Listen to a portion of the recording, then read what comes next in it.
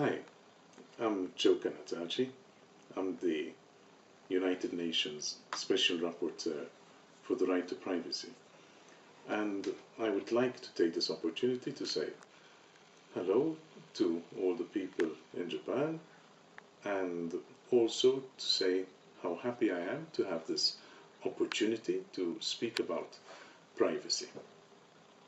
I think it's important that people understand what we mean when we talk about privacy and why privacy is so important. And in that way, perhaps we can also explain what the job of a United Nations Special Rapporteur is. I often explain that the Special Rapporteur is everybody's friend, but a critical friend, a friend who comes and is happy with you, but is also not afraid to tell you what life is like, what things are like.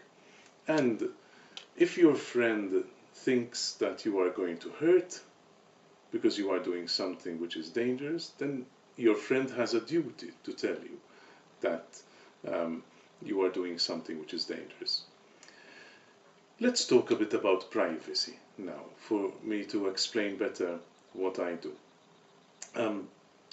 Privacy is one of the most important information rights that we have. It is an essential right. Privacy helps you become who you are. Privacy helps you decide who you want to become, who you are going to be. And privacy is very important in order that you create that space around you. You create a space within which you can think, within which you can read, within which you can have ideas. And in that space, you let in people who you choose, not that somebody else chooses. You choose who comes into your private space. And with one or two or three, a small group of people whom you choose in your private space, you then can discuss ideas that you have got from books, from the internet, from TV, but they are still in a private space. And those ideas that you discuss with your friends or your family help you decide about things, about what you want to do and how you want to do it, how you want to do things when you grow up, how you want to do things in your private life, how you want to do things in your professional life. And these are the decisions that you take. The right to privacy is therefore a very important one, because when you take it together with the right to freedom of expression, it is the right which, after you receive ideas, it helps you decide what you are going to do with those ideas within your own private space. And of course, within that private space too, you also have the right and the ability to develop yourself in many ways, including your own personal sexuality. You decide how you want to, for example, live with other people within your, and that is why very often we refer to it as private and family life, right? So the right to privacy internationally has been agreed many times since the Second World War. And the first time that it was officially agreed in international law was in the United Nations Declaration of Human Rights, which was signed in December of 1948. And over there, you will find in Article 12 of the Universal Declaration of Human Rights from 1948, you will find that everyone has the right to privacy, and everyone has the right of the protection of the law when it comes to privacy.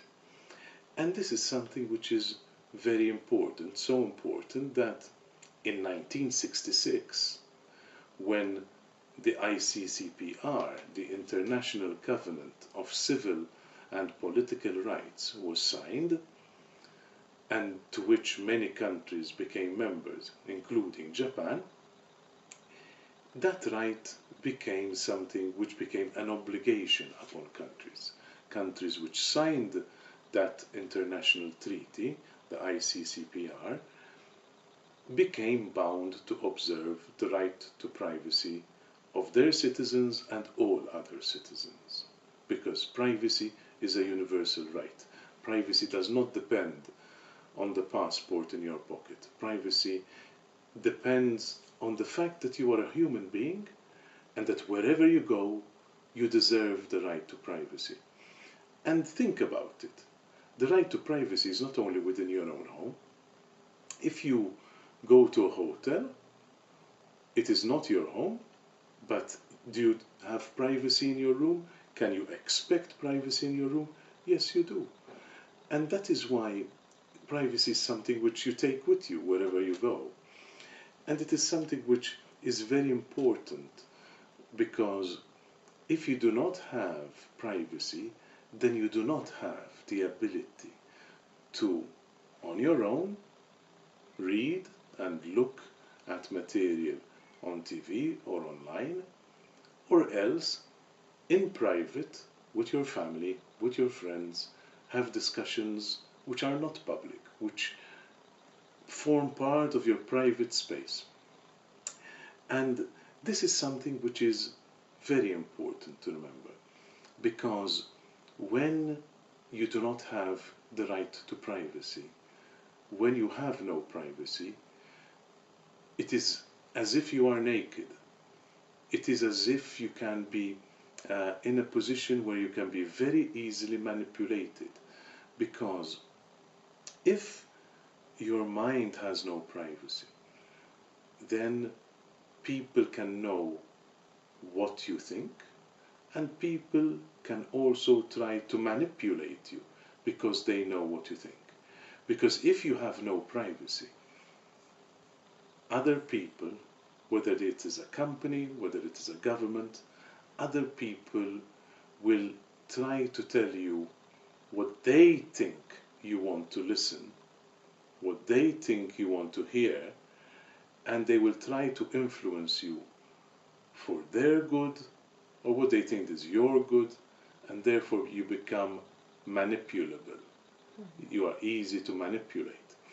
And that is something why privacy is obviously so important in so many aspects of life. When it comes to what is happening in modern society and the way that modern society wishes to protect itself when it comes to privacy and other factors, especially security, it is important to remember that in a situation where the secret services or the intelligence services or the police wish to carry out surveillance, they must do so only in a way which respects privacy.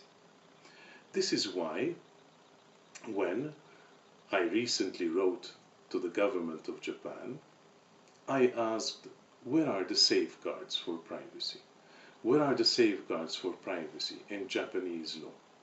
Because my intention there is not to stop reasonable surveillance, what we call targeted surveillance, because I am against mass surveillance. But targeted surveillance, when you think that somebody is a criminal or somebody is likely to commit a crime, then if you have targeted surveillance on a person, that can be reasonable. But how do you check that it is reasonable? You check that it is reasonable by having safeguards. And in many countries, these safeguards largely consist of, if you want to target a person, if you want to carry out surveillance on a person, what you do is you first obtain authorization from an external and independent agency, very often a judge, an independent judge, to whom the police or the secret services have to go to obtain permission to carry out surveillance on someone. And that is one of the safeguards that I was asking the government of Japan to see where it is, and if it is not yet there in Japanese law, in order to introduce it, so that when surveillance is carried out legitimately, according to law, in a way which is compliant with law, that surveillance will be carried out also according to the safeguards which should be found in Japanese law. And these safeguards, as I was saying, should include the ability to, one, have authorization before surveillance is carried out, and secondly, yet another independent authority should exist to continuously check the police, to continuously check the intelligence services, to make sure that they are only carrying out surveillance in the right way, for the right reason, to be used by the right people, because otherwise the surveillance would be abusive or may risk being abusive. There are many other parts of privacy which are important, and today it is becoming more important than ever, because when you are a citizen in society today, you are leaving information about you everywhere. When you go onto the internet, when you go on Facebook, when you go on Twitter, when you go to read something using your browser, everywhere you go, you are leaving small electronic fingerprints. You are leaving small electronic footprints. And when you put those together, you can tell a lot about a person. You can profile a person with great detail, more than has ever been possible in life. And if you take those actions and then you add them with all the things that people do using their smartphones, you get even more information about the person. And this is why electronic surveillance can be dangerous and why it should be kept under control to protect the privacy of people. As part of my job, I go around a lot of countries in the world where governments invite me to discuss their ideas for new laws in order to make sure that when they introduce a law, they do so using the highest international standards, introducing safeguards into their law to make sure that nobody who is authorized to carry out surveillance will do so in a way which infringes the privacy of people. This is very important, and the role of the United Nations Special Rapporteur is precisely that. It is precisely to go around, make people aware of their rights, and make people aware of how their rights can be protected. That is why we can describe the role of the United Nations Special Rapporteur as being that of a critical friend, a friend who likes you, a friend who loves you, but a friend whose job it is to tell you not to do things which could harm you. And that is precisely also what my approach has been, even in the case of Japan, when I saw recently the law which many people have called the anti-conspiracy law, I said this could be something which, if it is not done properly, it can harm the privacy of people. And therefore, I think it is a good idea, as a critical friend, to ask the Japanese government where are the safeguards that you are putting in. And unfortunately, up till now, I haven't had a reply. So I must continue to conclude that while I read a new law which is full of new crimes, it is not full of new safeguards. And that is something which is worrying to myself as a special rapporteur. I can only hope that we shall continue this discussion, that this discussion will go deeply into how privacy is being threatened in Japan by new technologies by the way that new technologies capture a lot of information about the users of those technology, whether people are walking in the street and have their image captured by a CCTV camera, when people are going online in order to look up things on the internet, when people send emails, when people use their cameras and leave their GPS on, letting people know where they are when they are taking pictures, when people go into the shops and use their credit card and therefore are leaving other electronic tracks about themselves. When you take these together and then you put them together with surveillance, the privacy of the citizen is very much threatened, which means that the citizen must have proper safeguards to make sure that that privacy is not infringed.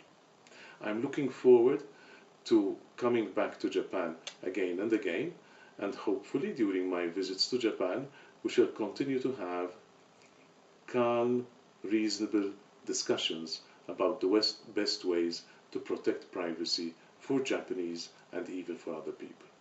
Thank you.